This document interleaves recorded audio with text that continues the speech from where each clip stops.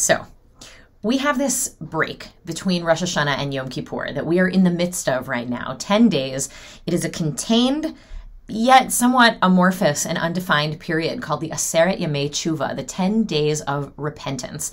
And to avoid the, of course, very unlikely possibility that you might not use this undefined amorphous time to its fullest potential, I wanted to spend a few minutes exploring how you might use this break between Rosh Hashanah and Yom Kippur to make it really spiritually productive. And, not show up on Yom Kippur thinking, why did I spend so much time refreshing my email inbox or my news feed or my Instagram feed or my TikTok feed or whatever it is that is your distraction of choice. I don't want you to show up at Yom Kippur being like, I had that Tony Robbins book on my bedside table and I didn't read it, or I meant to watch that Spike Lee documentary, but I didn't make the time for it. This is about making the time. You know the phrase, however you do anything is how you do everything? So our tradition says that these 10 days are a microcosm of the year, of the entire year to come. That's why, the text says, Barosh Hashanah yikatevun uv'yom tzom kippur yichatemun, like it is written on Rosh Hashanah and sealed on Yom Kippur in the great book of life. That symbolism is saying, the book of the year, we begin to write now. And Rabbi Alan Liu takes it even further and says, it's not just this year that these 10 days are a microcosm of, it's your whole life. These 10 days are a shortening of the way, a kfitzat haderech, between birth and death. Birth being Rosh Hashanah, the birthday of the world, and death, Yom Kippur, being a day on which we rehearse our death. We don't eat, we don't drink, we don't wear fancy stuff. We are much more like the version of ourselves that goes into the ground at the end of our lives, that needs nothing, and that lives more lightly on the earth as we return to the earth. So Rosh Hashanah symbolizes birth, Yom Kippur symbolizes death, and in the 10 days in between, we get to live, and we get to ask these questions. What is my life about?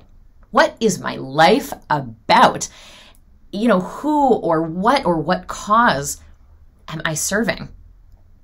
So the sage Hillel, as you maybe heard Rabbi Stephen describe on Rosh Hashanah, he famously said, if I am not for myself, who will be for me?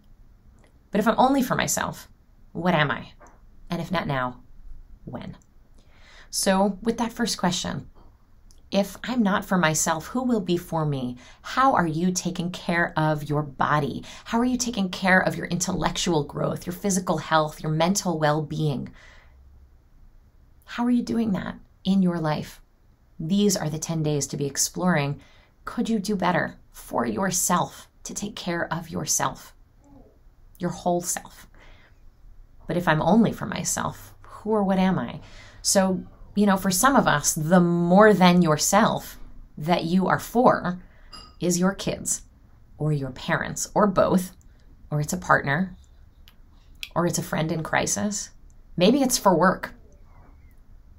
Who or what do you devote yourself to beyond yourself? And that might be really all you've got space for. But there is that last question of, what beyond your immediate circle or your immediate family do you devote yourself to? Do you give time, energy, resources, money to support beyond yourself, to create the world that you know is possible? So you may have heard this story before, and if you have, forgive me, it's just so good. The person who invented modern dynamite was named Alfred Nobel, and he was born in Sweden in the mid-1800s, one of 8 children. And in 1898, his brother Ludwig died, and the paper erroneously reported that Alfred Nobel had died, about whom the paper wrote, he had become rich by finding ways to kill more people faster than anyone before. And Alfred Nobel threw the paper down and he said, that is not how I want to be remembered. And he left his entire fortune to the creation of the Nobel Prize, which would be given annually to the person who shall have done the most for the best work for the fraternity between the nations and the abolition and reduction of standing armies and the formation and spreading of peace. That was how he wanted to be remembered.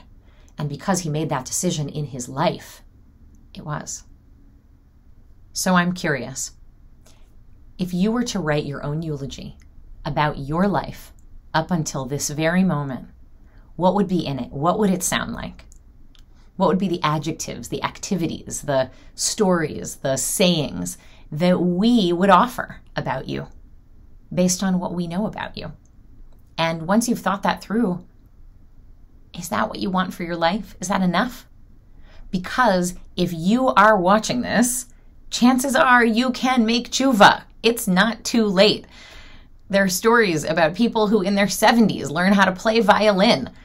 There are stories about people who in their 80s learn how to use a computer, right? Nobody is ever too old at any point to change your life.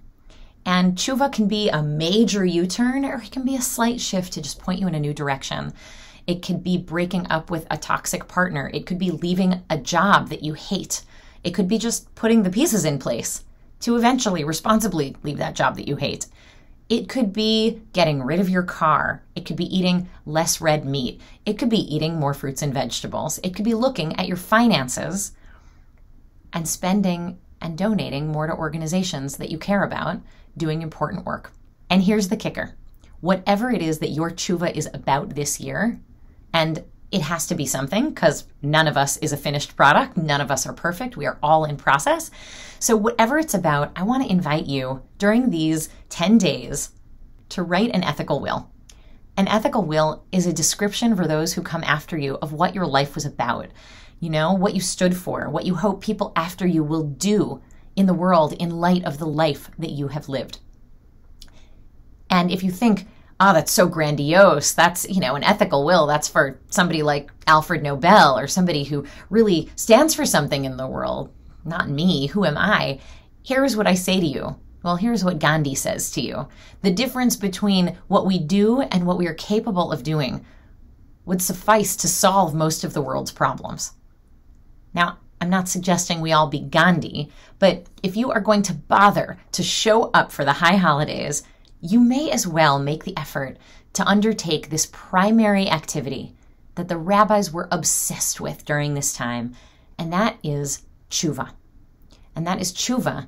They say, make tshuva one day before you die. And then, of course, the students say to the rabbi, but you don't know when you're going to die. And the rabbi says, wonderful, better that you start today. This time is a microcosm of our lives, a kfitza taderech, a shortening of the way. And I really believe that if we treat it that way, if we take it seriously, we might actually change our lives. And that might actually change the world. And our tradition is staked on that premise. So I wish you a Shana Tova and a Shabbat Shuva Shalom. And I will see you at Yom Kippur.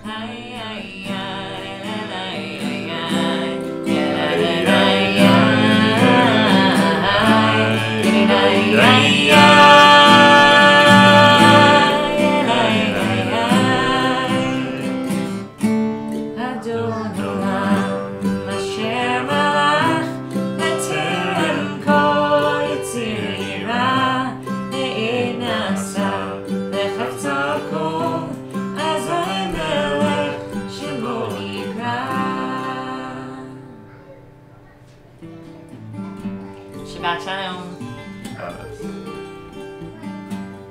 See you in a few days. Shana Tova.